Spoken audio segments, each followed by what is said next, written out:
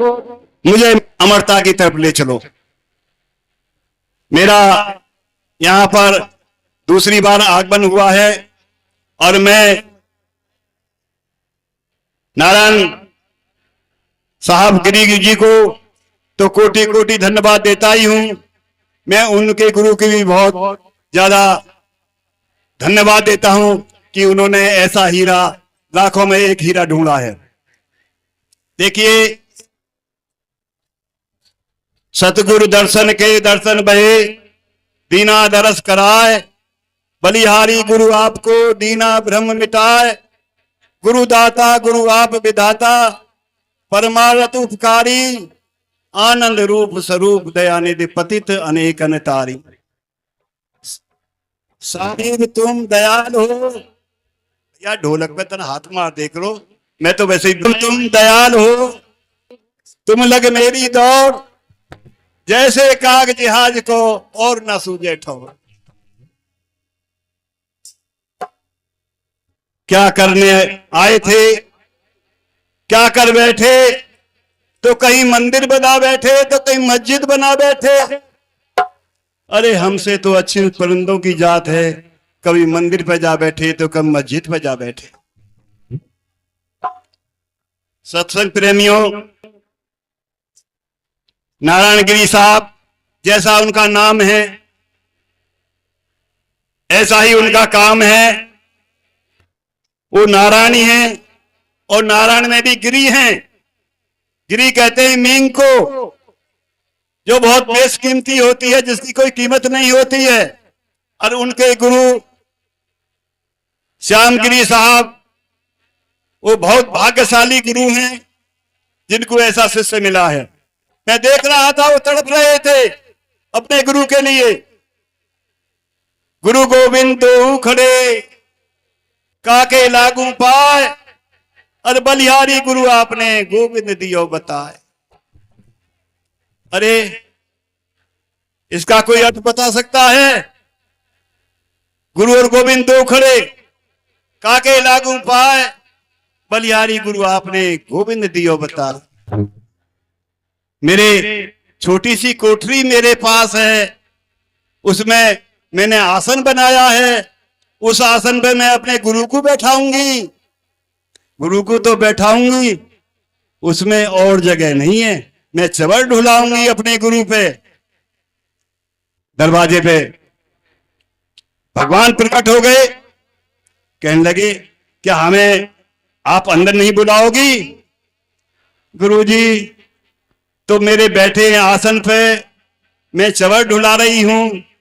हे गोविंद, आपके लिए इतनी जगह नहीं है कि मैं आपको भी आसन दे दूं। आप आइए मेरे गुरु पर चवर ढुलाइए। तो गुरु की महिमा उस गोविंद से बड़ी है।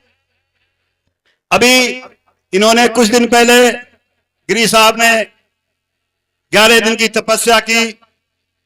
उसमें इनका जो फास्ट था, व्रत था, उसको व्रत को पूर्ण कराने के लिए मैं भी था इसमें। और इस समय मुझे फिर इन्होंने याद किया और मैं सिर के बल चला आया, क्योंकि मुझे श्यामगिरी साहब शांत होके सुनो भाई। देखिए क्या है समाधि, है क्या? कबीर साहब ने कहा है, संतो सहज समाधि भली है, गुरु प्रताप कही जा दिन से, सूरत ने अंत चली है, जहां जहां जाऊं सो परिक्रमा, जो कुछ करूं से पूजा, सो तो मैं करूं दंडवत, भाव मिटाऊं दूजा। संतो, कुछ लोग हठ योग से समाधि लगाते हैं, कुछ लोग क्योंकि ये हमारे शरीर के अंदर तत्व हैं, इनको जगाया जाता है समाधि लगाकर। नैनो देखिए, कहीं हम जो हठ योग से करते हैं, कहीं हम अपनी कुंडली को जागृत करते हैं। कर नैना दीदार महल में प्यारा है, कर नैना दीदार महल में प्यारा है, 9 दरवाजे तिरकट दिखे, 10वां मूंद दुलत उलफ जड़ तारा है, कर नैना दीदार महल में प्यारा है। जिसके लिए हम समाधि लगाते हैं वो कहीं बाहर नहीं है, वो कोई हमसे दूर नहीं है, वो हमारे महल में ही बसा हुआ है। उसको गुरु के द्वारा हमें पहचानना पड़ता है।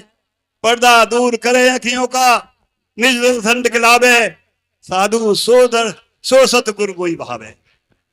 जो अपने शिष्य को स्वयं का स्वरूप दिखा दे वो सतगुरु है, और नहीं तो तपस्या करने वाले खड़े श्री, पड़े श्री, लेटे श्री, गंगा में नहाने वाले बहुत साधु मिल जाएंगे आपको, जिन्हें ज्ञान ही ना आत्म स्वरूप होता क्या है।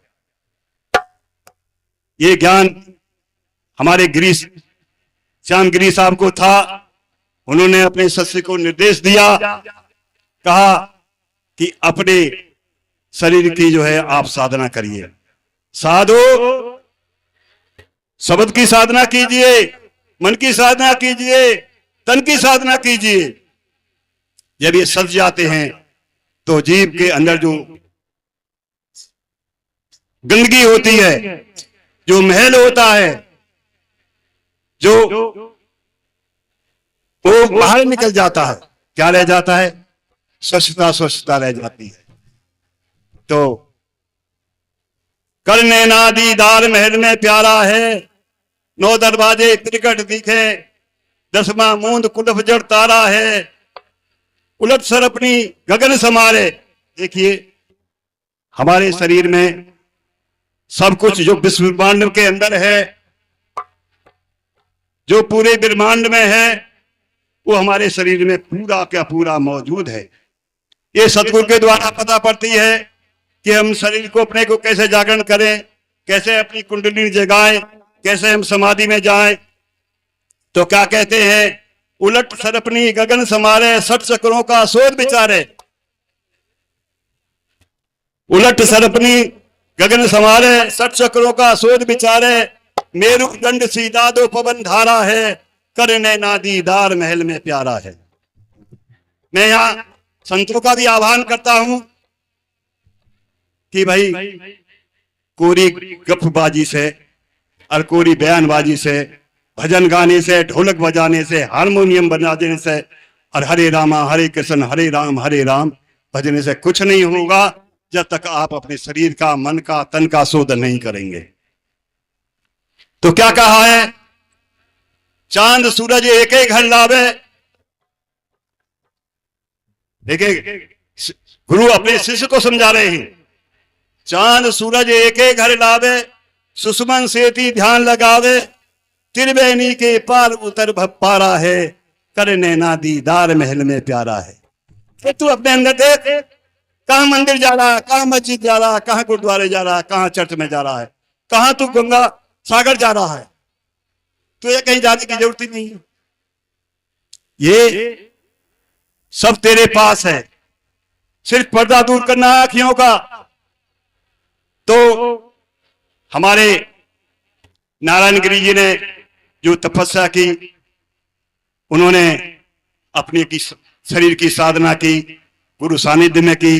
गुरु यहां नहीं थे, गुरु रास्ते में थे, नारायण गिरी यहां थे, परंतु तार मिला हुआ था। मैं धन्य हो गया ऐसे शिष्य को देख करके। उन्हें मुझे बुलाया, कहने लगा विचार साहब मेरा व्रत जो है आप ही तुड़वाएंगे। तो देखिए साधना तो हम कबीर साहब ने कही है। एक ये दोनों चीज कबीर साहब की बता रहा हूं मैं। उन्होंने कहा है संतो सहज समाधि वाली है, गुरु प्रताप भई जा दिन से सूरत ने अंत चली है। अगर गुरु की दया हो जाए तो जो हमारी सूरत है, हमारा जो ध्यान है बेटा जी तेरू, वो कहीं भटकेगा नहीं। जहां जहां जाऊं सो परिक्रमा, मैं जहां जाता हूं परिक्रमा हो जाती है। जो कुछ करूं सो पूजा, सोऊं तो मैं करूं दंडवत, भाव मिटाऊं दूजा। संतो सहज समाधि भली है, गुरु के प्रताप जह भई जा दिन से सूरत ने अंत चली है।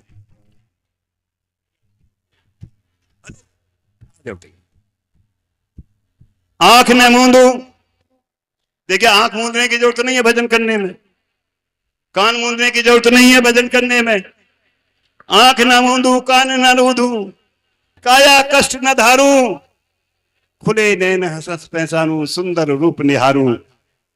खुले नैन हसस पहचानूं, सुंदर रूप निहारूं। मुझे सब में आप दिखाई दे रहे हैं मेरे मालिक, मेरे दाता, मेरे सतगुरु। हर एक चीज में मुझे आपके दर्शन हो रहे हैं। अगर गुरु ऐसी साधना सिखा दे अपने शिष्य को, तो शिष्य कल्याण करेगा। जहां नगरी में रहता है उस नगरी को स्वच्छ बना देगा।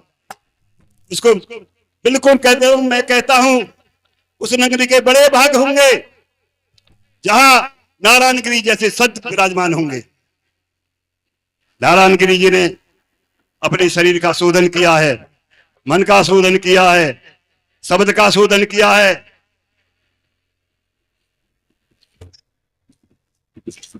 तन का शोधन किया है, मन का शोधन किया है, तन का शोधन किया है। और मैं जानता हूं कि ये सब बिना गुरु की कृपा से नहीं हुआ है। गुरु ने दया की। गुरु मेरे काशी में हो और मैं समुद्र किनारे हूं, तो मेरा तार गुरु से वहीं मिलेगा। गुरु मुझसे दूर नहीं है। तो मैं कहां चल रहा था?